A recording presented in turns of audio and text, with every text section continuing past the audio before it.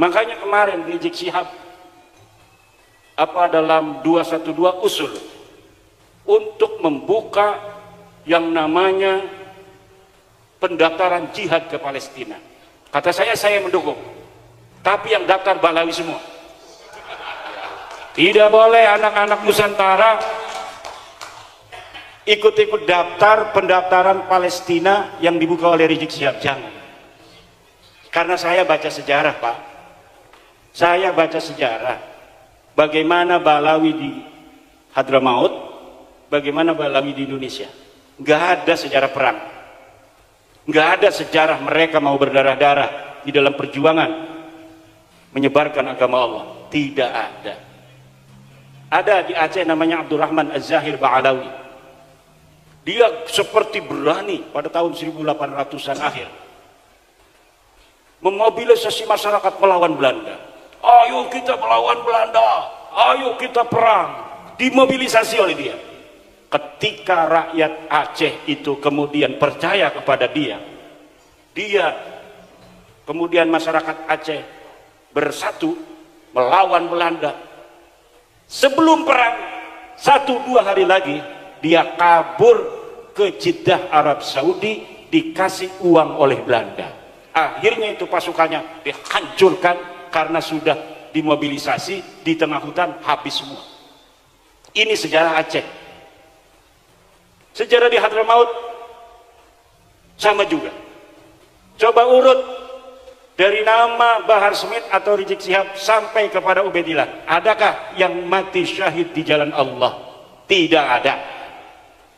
Tidak ada yang perang. Jangan bawa-bawa setelah Ubaid. Kalau setelah Ubaid itu cucu Nabi asli. Kalau seluruh keturunan Nabi itu ya jiwanya jiwa perang, sama dengan orang Jawa.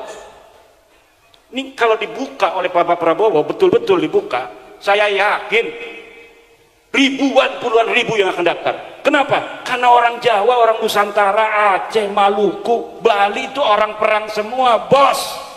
Leluhurnya tukang perang. Saya yakin kalau dibuka semuanya akan daftar, atau bukan semuanya, banyak yang akan daftar. Maka saya tidak setuju kalau dibukanya atas nama anak Nusantara, tapi untuk Ba'lawi aja. Coba kita lihat berapa Ba'lawi yang mau dia untuk perang di Palestina. Bahkan kita akan nyumbang, PWI nanti akan nyumbang, betul? Kalau Ba'lawi siap berjihad di Palestina, kita nyumbang setiap DPD berapa? 10 juta. Ini Kiai Riyad yang ngomong. Sekali lagi, apabila ada keluarga Ba'lawi yang mau perang ke Palestina, setiap DPD PWI akan nyumbang 10 juta. Yang penting yang berangkat itu adalah Ba'lawi.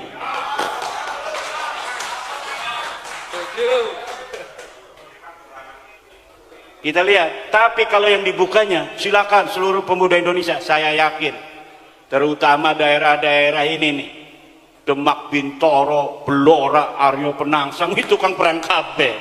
Ngerisikaken Banten, Cirebon, Aceh, Pagaruyung dan lain sebagainya, Maluku, Papua, tukang perang kabeh. Ada yang lagi stres dia itu gara-gara kalah di DPRD, kalah bupati segala macam, pasti dia ikut ke Palestina itu. Makanya jangan Pak Prabowo, jangan dibuka. Karena apa? Kita bukan penakut, Indonesia bukan penakut, tapi kita untuk perang di luar negeri itu membutuhkan pemahaman akan geopolitik global. Yang tahu geopolitik global itu pemerintah. Pemerintah sudah mengkalkulasi penting, tidak, perlu atau tidak kita mengirim bantuan personil ke Palestina. Lah kalau tidak menghitung geopolitik, di Israel itu, di Palestina, pinggir-pinggirnya ada Iran, bos, ada Mesir, ada Irak, ada Yordan, ada Suriah, Yaman nyebrang. Tapi kenapa mereka tidak datang ke Palestina? Geopolitik global tidak memungkinkan. Lah ujung-ujung orang Indonesia mau datang ke Palestina, baru turun di bandara udah dibredel semua. Ini belum lagi secara syar'inya. Orang berjihad itu ada syurut, ada arkan, bos. Mata yajibul jihadulana. Kapan jihad itu wajib? Jihad itu wajib ada 3 hal. Pertama, inda hujumil a'da. Ketika musuh menyerang ke kampung kita, ketika musuh menyerang ke negara kita, sharal jihadu fardhu ainin likulli ahadin. Maka perang itu wajib bagi setiap orang kampung itu. Yang kedua, indal tiqa'is saffain, ketika bertemunya 2 pasukan. Kita perang, di sana siap musuh. Lah ini fardu ain, kalau kabur dia itu dosa besar. Yang ketiga adalah bistinfaril imam. Kalau tidak ada istinfarul imam digerakkan oleh Presiden Prabowo, tidak boleh. Negara kita tidak diserang, tidak ada iltiqa'us saffain, kemudian kita tidak diistinfar, tidak dikirim oleh Imam Prabowo. Lalu kita di sana atas nama apa? Atas nama pribadi. Senjatanya punya senjata apa? Parang, keris dari Blora, mau menghadapi rudal nuklir. Ini kan kerisnya bukan sembarang keris. Mana ya itu? Yang tukang suwuk. Paling kita orang pakai suwuk. Pakai suwuk jimat al-aufaq kabeh. Ada kalau PWI itu nggak usah ditulis-tulis, kitabnya aja beli katanya di toko kitab al-aufaq dibawa-bawa di tas. Saya pernah begitu, itu ada teman saya. Ada paman saya ini sakit di Bandung. Itu karena PWI ya, namanya otaknya itu otak santri. Dia langsung bawa kitab Asy-Syifa, yang di dalamnya itu kan ada macam-macam itu obat-obat pengobatan. Ditaruh, takut kesambet katanya.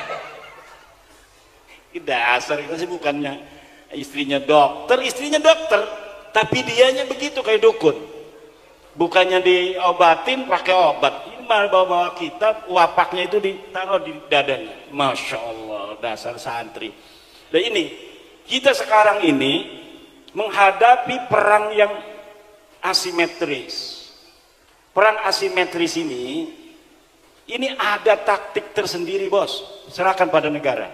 Nanti negara, Pak Prabowo beserta kabinetnya yang memikirkan, kalau misalnya kita mau membantu Palestina, dengan cara apa yang bermanfaat?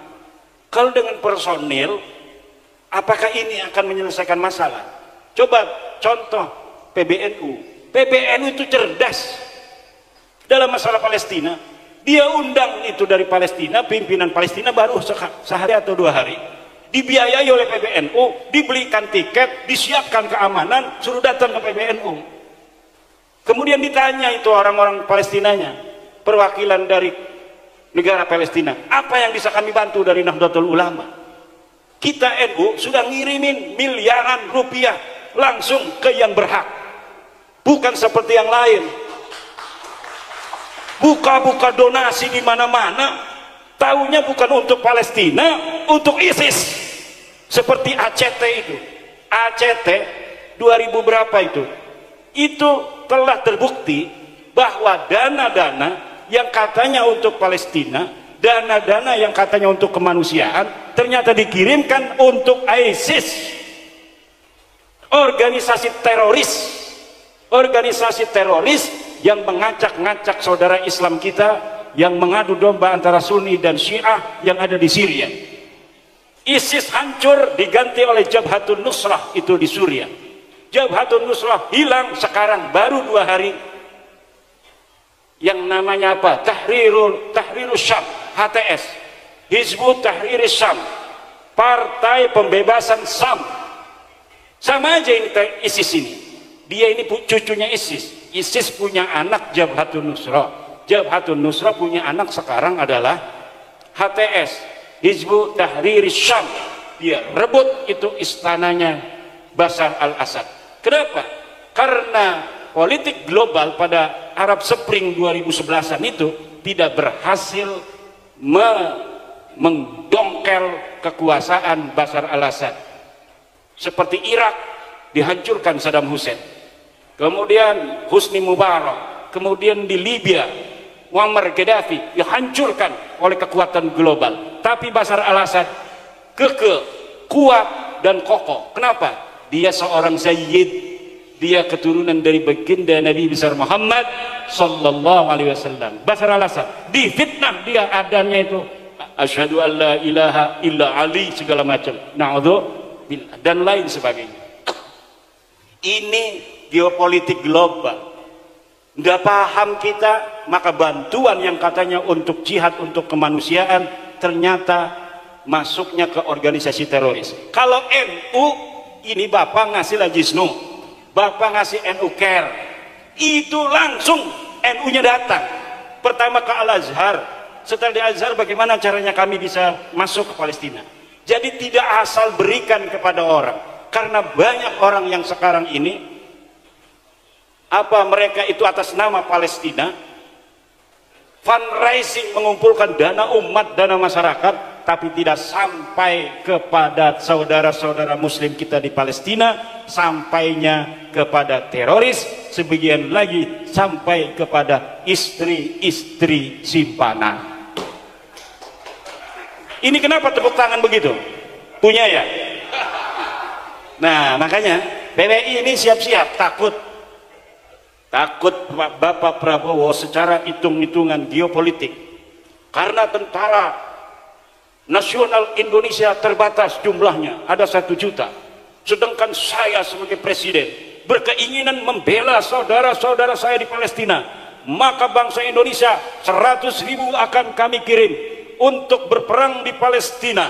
Siapa yang mau daftar baru boleh. Yakinlah ke Balawi si aja nih kok. Blora 5.000, Grobogan 5.000, Sragen 5.000, santrinya Kiai Riyad ditinggalin, dia pergi Palestina, sama istrinya cium tangan. Tunggu aku wahai istriku, mau kemana? Palestina. Ternyata gilir. Kalau itu namanya istinfar, dikirim oleh negara boleh. Kalau istinfar, kalau tidak dikirim oleh negara ngapain? Geopolitiknya itu rumit bapak-bapak di dunia ini. Kalau tidak rumit, negara Israel kecil, jumlah penduduknya aja berapa?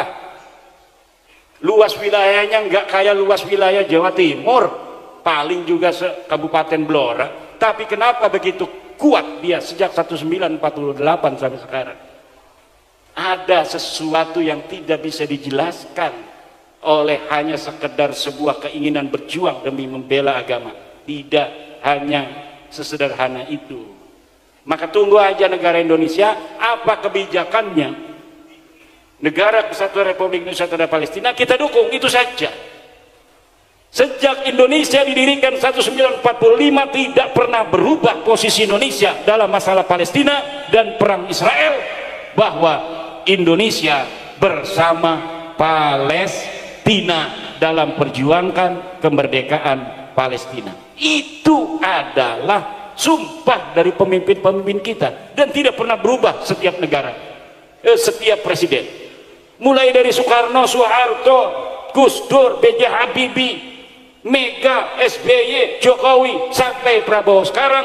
Posisi kita di dalam masalah keterlibatan antara Israel dan Palestina, kita tetap berada di Palestina dan kita mendesak kepada PBB untuk memerdekakan Palestina dan menekan Israel untuk menghentikan ekspansinya, penjajahannya di bumi Islam Palestina. Ini posisi, bukan hanya dengan semangat seakan-akan menyalahkan negara tidak mengirimkan pasukan ke sana. Ngerti ora sih hukum itu geopolitik global, nyala-nyalain menteri luar negeri, nyala-nyalain tentara, nyala-nyalain presiden. Sekarang sudah tidak ada zamannya orang berani-berani menyalahkan presiden, mencaci maki pejabat negara. Tidak boleh lagi ada setelah adanya perjuangan Wali Songo Indonesia.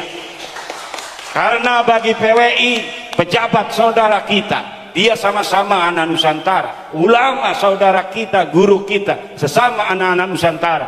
tidak boleh siapapun yang boleh menghina putra putri Nusantara, para keturunan orang-orang besar di masa lalu yang hari ini mendiami kepulauan Nusantara dari Sabang sampai Merauke. PWI hadir untuk memberikan semangat baru bagi bangsa Indonesia untuk menghancurkan mental-mental terjajah yang ada di dalam hati nurani jiwa bangsa Indonesia.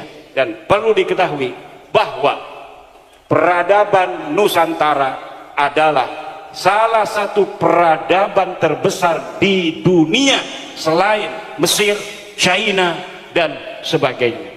Demikian, selamat berjuang PWI LS Kabupaten Blora. Masyarakat Blora menunggu kiprahmu dalam menjaga budaya, sejarah, dan kemuliaan kiai-kiai dan umat Islam Kabupaten Blora.